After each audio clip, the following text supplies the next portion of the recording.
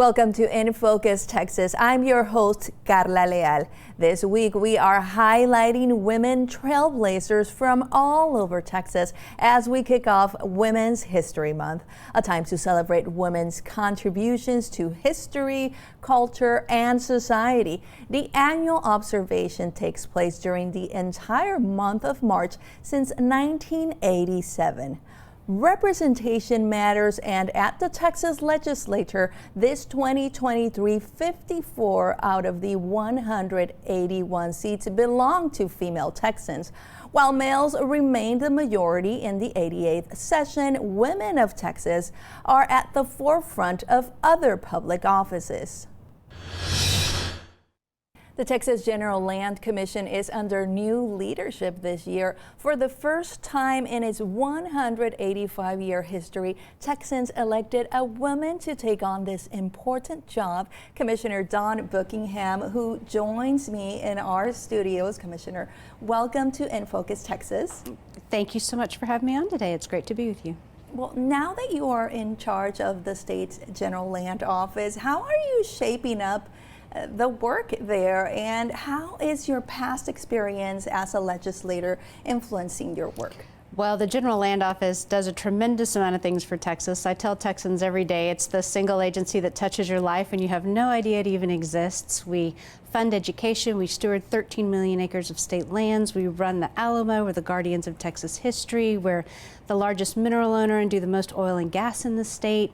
We also fund higher education, and we have a great amount of veterans benefits, from a veterans land board where we've got low interest rate loans for our veterans, to nursing homes, to cemeteries, and then we do everything coastal resiliency and everything big HUD-related disasters. So we do a lot. And as I mentioned earlier, you're the first female to serve as Texas Land Commissioner. How do Texans benefit when they elect women trailblazers like you to leadership roles? Well, you know what? I've been breaking glass ceilings for my entire life. I was the first female acolyte in the Central Diocese of Austin in the Episcopal Church. I was a volunteer firefighter. Being a surgeon is also a male-dominated field. I was the first woman to represent Senate District 24, and I think women are natural in leadership and natural in government, and I think we bring a perspective and a collaborative nature that really serves Texans well. You were mentioning some of the things the Texas General Land Office does. Tell us about some of the projects that are currently in the works. Well, we have a lot of big projects. We have a big new Alamo complex that's in process, where we can really just talk loud and proud about our wonderful Texas history. We've still got recovery going from Hurricane Harvey that affected 49 of our counties, one of the largest recoveries the U.S. has ever seen. We have a big coastal protection project, the coastal spine, that is honestly going to be the largest project by the Army Corps of Engineers ever in this country. So we've got a lot of big projects underway. What message do you want to share with our viewers? Something that our viewers might not know about you that you want them to know? Well, you know, I love the outdoors. I love every inch of our state. It's really a blessing to serve everyone as their land commissioner, and my whole goal for this agency is to be sure that we serve the people we're supposed to be serving, and we do it well. All right. Well, Commissioner Buckingham, it's been a pleasure. Great seeing you. Thanks so much. 8 Texas women are currently representing us in Congress. U.S. Representative Jasmine Crockett is one of them. I caught up with her. She's the youngest black federal legislator who shared why she is determined to break barriers and serve. Congresswoman Crockett, let me ask you, what inspired you to become a public servant? I don't know if I felt inspired, to be perfectly honest. It was more so like a nagging responsibility. And so when you think about what responsibility comes with you as a licensed attorney, what type of fight was put up so that women could go to law school, so that black folk could go to law school, and what do you do with this opportunity that's been bestowed upon you? And to me, I felt like it was my responsibility to step up to the plate, to use the privileges that have been bestowed upon me to make sure that I'm creating a pathway for those that are coming behind me. That is what got me into public service, is really just wanting to make sure that I create a better world than what it was when I entered it, number one, and number two, making sure that I create opportunities for those coming behind me. Tell us, why is it important for females of color to aim for those positions of leadership in their communities and also run for office? Yeah, it's crazy that you specifically kind of put those three words together in one sentence. I am the first of two Black women to be elected to House Democratic Caucus leadership since Shirley Chisholm, the first Black woman that went to Congress. And when you think about the Democratic Party and you think about those folk that they say consistently hold the Democratic Party down, Black women, we know, vote in a higher percentage for Democrats than any other demographic, yet they had not been at the table to be able to make decisions. And so I think that it's one thing to tout it, it's another thing to really be about this change. It is important to have this diversity of perspective. My perspective and my experiences don't look like that of, say, a white male counterpart. So when we're drafting legislation, it really should take into consideration who we are in this country. And we are not a country that is a monolith, that is just full of one race or one sex. We absolutely are beautiful. Our diversity, as Speaker Pelosi always says, our diversity is our strength. And what are some of those challenges that you've faced in the different leadership roles that you've taken, and how have you managed them? Yeah, so one of the biggest challenges is that leadership in Congress definitely goes hand in hand with the ability to raise money. And unfortunately, the statistics are not good when it comes to who people donate to or the amounts that they donate to them.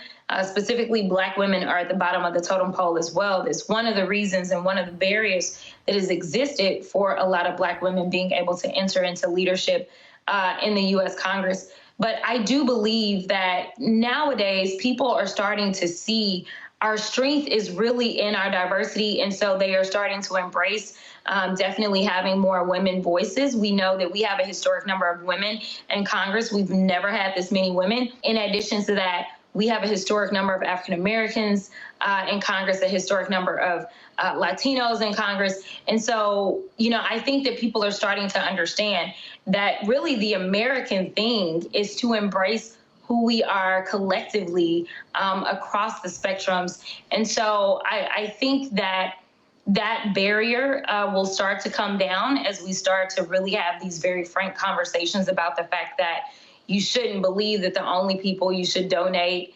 maximum donations to should be, say, my white male counterparts. But I can do just as much, if not more. And so that's really been the biggest barrier to leadership. And the second barrier is just time. We don't have lots of time as a member of Congress, whether you're in leadership or not, but your time is definitely cut even more short when you are in leadership. Thank you for sharing part of your experiences with us, Congresswoman Crockett. Thank you so much.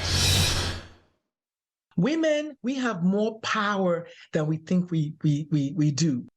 Coming up, how a retired Texas pediatrician is inspiring women of color and families with LGBTQ+ youth.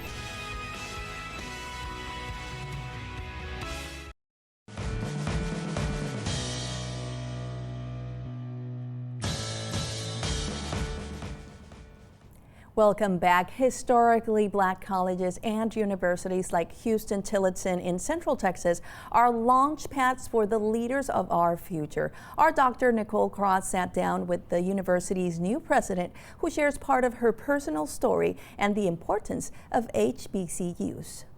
It is not just the livelihoods of our students, it's the livelihoods of our faculty, it's the livelihood of our staff, it's the livelihood of the groundskeepers and everybody that is depending on this ecosystem of, people think that we're not a business. We are a business. How does HT fit in and HBCUs continue to fit in and be relevant and important really as standalones?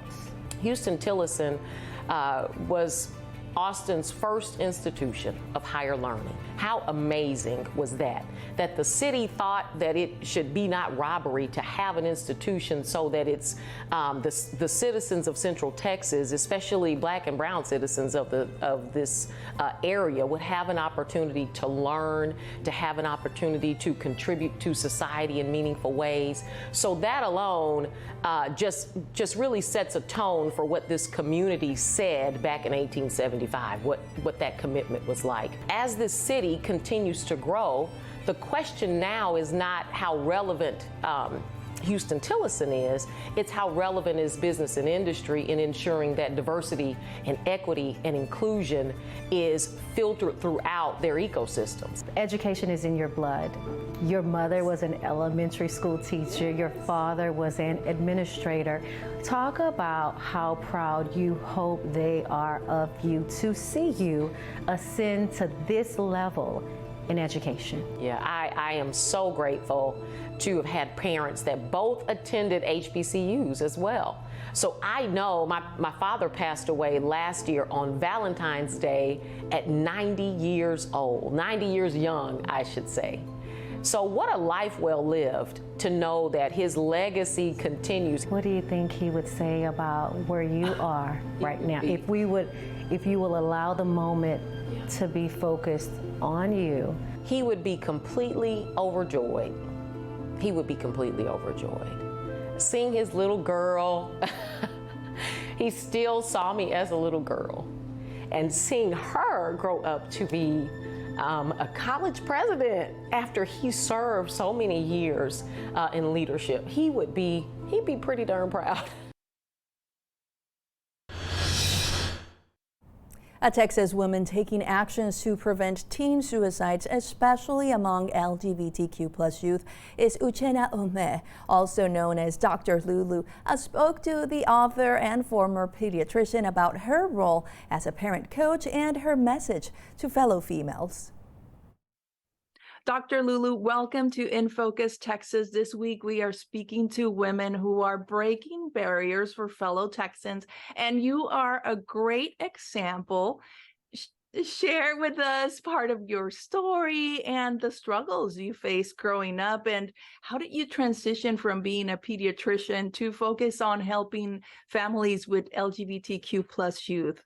I went to medical school. I became a pediatrician, which is like my sole purpose in life is to help children. I started noticing a lot of children coming to the practice with depression, anxiety, mental health challenges. One thing that I observed was most of the children who were coming to see me who had either attempted suicide or were actively suicidal were also LGBT. But the parents are having a hard time. So my ex-wife said, you know what you could do? Start working with the parents instead.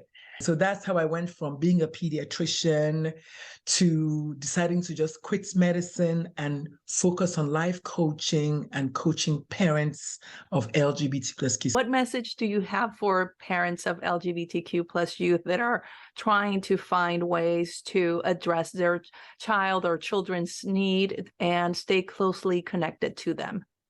So the first thing is to take a deep breath and take a step back and ask yourself, what can you do to avoid being your child's first bully?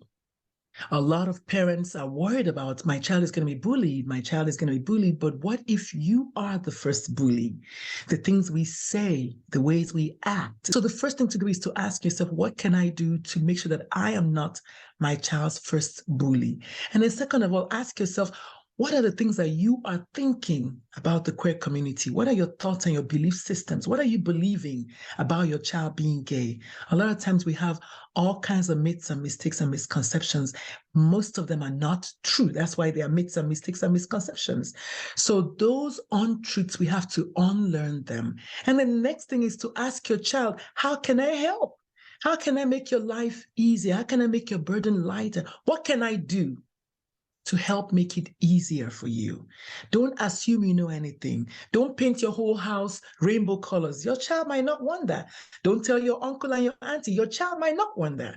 Ask your child, How do they want you to help them? Well, Dr. Lulu, let me ask you, as we embrace Women's History Month, tell us what are some things that members of the LGBTQ plus community that identify as women need to remember and be proud, not just this month, but always? I love that question. As a queer woman myself, and as a woman of color, and I prefer to say as a Black woman, actually, I stand at that intersectionality of Black, immigrant, woman, physician, mom of a trans child, and activist. So the first thing for people in the community to do is to remember that we also experience internalized homophobia. We do. It's a thing. There's a very, very specific for LGBT plus community. We sometimes inadvertently hate on ourselves. So first, remember that you yourself can also be an ally for the community. That is so powerful. Representation matters, especially if you're a person of color, especially if you're a woman.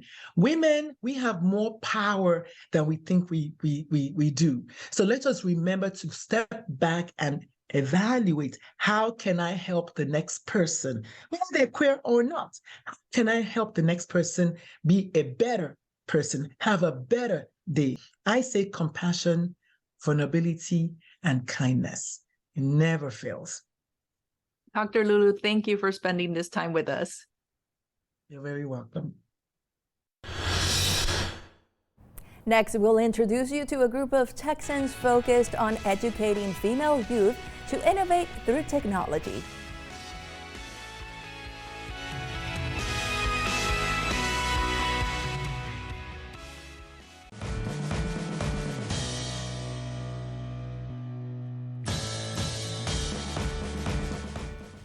We're back. While the tech industry grows in Texas, it's no secret that women are underrepresented in this field. The Central Texas nonprofit Latinitas is looking to change that. Monica Ortiz shows us how.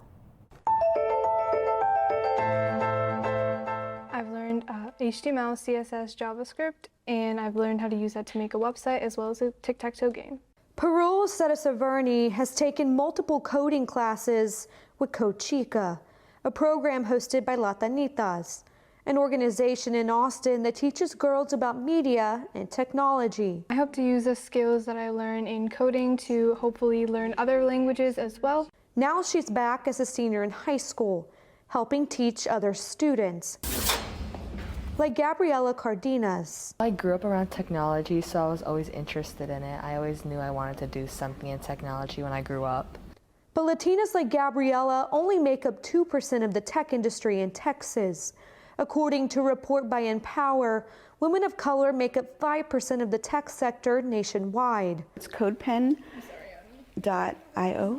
Shauna Boyer, the Code Chica instructor, says programs like this one are aiming to change that. I can't stress it enough that if we don't make options available for our coders and our girls and people of color, who's going to do that? Right now, I'm just building the basic structure of a website using HTML. Parul knows what it's like to be one of the only girls in the classroom learning coding.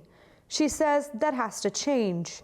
I have taken computer science classes outside of Latinitas, and I'm always like a minority, both by gender and by race. And so it's really like empowering, I would say, to be surrounded by individuals who look like me.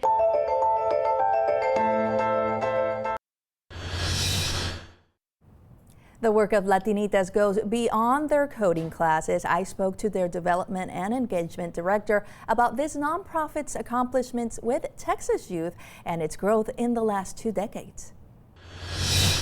Gabriela Kane Guardia, welcome to In Focus Texas. We just saw an example of the engaging work Latinitas does through coding classes. Share with our audience, how did Latinitas get started and how has its mission evolved over the years? Absolutely. So Latinitas was originally conceived as a class project at the University of Texas in Austin over 20 years ago now.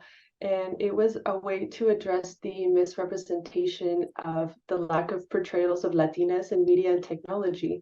Laura Donnelly and Alicia Rascon founded the only digital magazine of its kind at that time, made for and by young Latinas. But since then, Latinitas magazine has developed into a range of programs, and now Latinitas has developed digital media, technology, and cultural literacy education programs in the forms of clubs, camps, and conferences that have served tens of thousands of students and their families. And why does Latinitas focus on empowering female and non-binary youth of color? And you already mentioned some of the programs that you offer, but just tell us more about the programs. The reason we serve the communities we do is because they are underestimated and underrepresented, and we aim to serve a need in our community for services that these students need to be successful in their careers. So we hope to provide additional education for these students that'll help them grow and get to learn about different careers that are available to them that they may not be learning about in their schools. Some of those services that we provide are after-school programs. We go into about 20 different schools and provide after-school services on their campuses. We also have a series of summer camps for the students called Camp Latinitas, and they get to learn about a number of topics from design to cinema to game coding and fashion, power, and healthy initiatives. Another program we have is the Code Chica initiative, as you learned about. That is an online course, and it's an 8-week cohort certification for students to learn the basic languages of coding. And the other opportunity we have for our students are conferences. These are going to be one-day, full-day conferences for our students to get to learn about entrepreneurship. How many young Texans engage with Latinitas annually, and who covers those costs for your programs that they engage in? So we're serving anywhere from 2,000 to 3,000 students and their families every year. And since the inception of Latinitas, we've served over 40,000 students. And we are really grateful to our community for helping us make that possible. We have really supportive donors who help us make individual contributions, but we also rely on partnerships with corporate companies who provide grants and sponsorship to make these programs possible. We've been fortunate to have the support of large companies like Mattel and Barbie through the Barbie Dream Gap project. They were looking for charities that were working with students to help remove barriers for girls. So we're really fortunate to have their support as we serve students who were looking to pursue their big dreams. And we were also really fortunate in the last year to partner with JCPenney. They were launching their limited edition Hope and Wonder collection for Hispanic Heritage Month, and they dedicated 100% of the profits to Latinitas from that fashion line collection. Gabriela, thank you for sharing this great opportunity. Thank you so much. That'll do it for this week's In Focus Texas. I'm Carla Leal. Thanks for joining us as we learn what moves some of the women trailblazers of Texas. Take care, and we'll see you next time. Thanks for watching our YouTube channel. For more refreshing stories about your community, click the subscribe button over here. You can also download our Spectrum News app and tune in to Channel 55 on Dish and DirecTV to get live news coverage, weather updates every 10 minutes, and more. We'll see you then.